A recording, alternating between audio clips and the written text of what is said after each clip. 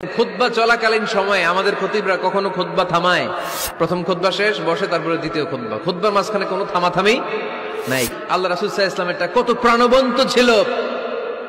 আল্লাহ রাসূল সাল্লাল্লাহু আলাইহি ওয়াসাল্লাম সোসাইটি ওরিয়েন্টেড একজন পার্সোনালিটি ছিলেন, সমাজের মানুষ কেন্দ্রিক, খুব সামাজিক ছিলেন আল্লাহ রাসূল সাল্লাল্লাহু আলাইহি ওয়াসাল্লাম। এজন্য খতিব হবে এরকম প্রাণবন্ত খতিব।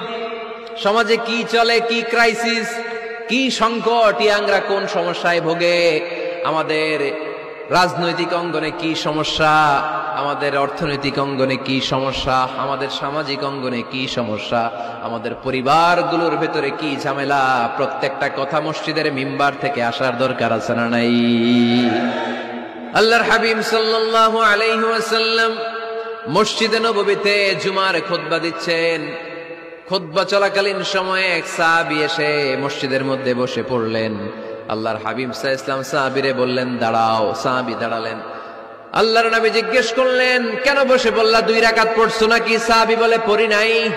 বিশ্বনবী বললেন, তাহলে তাড়াতাড়ি 2 রাকাত নামাজ পড়ে বসে যাও।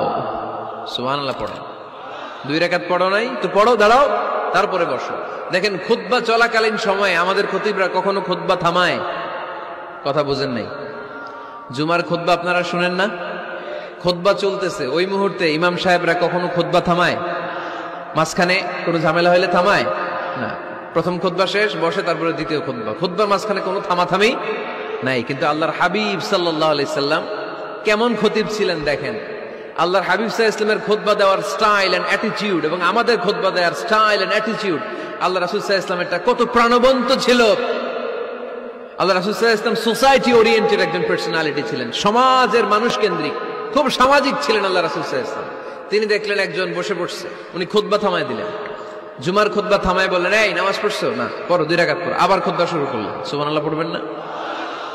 একবার তিনি খুতবা দিচ্ছেন, দেখলেন আল্লাহ রাসূল সাল্লাল্লাহু আলাইহি ওয়াসাল্লামের 2 জন নাতি হাসান আর হুসাইন রাদিয়াল্লাহু তাআলা আনহুমা, ছোট্ট মানুষ, একজন এদিকে দৌড় দেয়, আরেকজন ওদিকে দৌড় দেয়।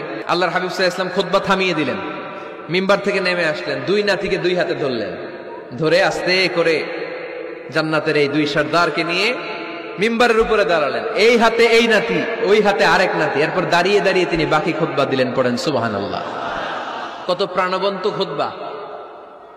উনিও খুতবা দিতেন, আমরাও খুতবা দেই। আল্লাহর হাবিব সাল্লাল্লাহু আলাইহি ওয়াসাল্লাম খুতবা দিচ্ছেন।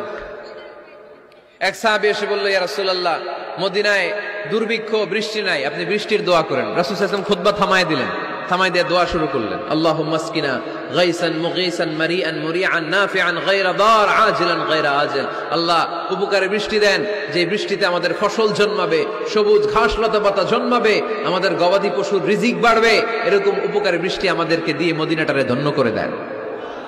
বৃষ্টি শুরু হলো।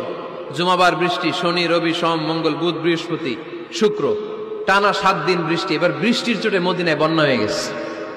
এতদিনে দুর্ভিক্ষ, এতদিনে কি? এখন বৃষ্টির বরকতের দোয়া করছে, বৃষ্টিতে এবার বন্যা। যেই সাহাবী বৃষ্টির জন্য দোয়া করতে বলেছিলেন, পরের জুমাবারের খুতবার সময় এসে ওই সাহাবী বলেন, ইয়া রাসূলুল্লাহ, আবার খুতবার মাঝখানে, ইয়া রাসূলুল্লাহ, আর বৃষ্টির দরকার নেই, আর দরকার নেই, এবার বৃষ্টি বন্ধের দোয়া করেন। আল্লাহর হাবিব সাল্লাল্লাহু আলাইহি ওয়াসাল্লাম খুতবা থামিয়ে আবার বন্ধের দোয়া, আল্লাহুম্মা হাওয়ালাইনা ওয়ালা আলাইনা, হে আল্লাহ আমাদের চারিদিকে দেন, মদিনাতে আর বৃষ্টির দরকার নেই। চিল্লায় পড়েন সুবহানাল্লাহ। এজন্য খতিব হবে এরকম প্রাণবন্ত খতিব।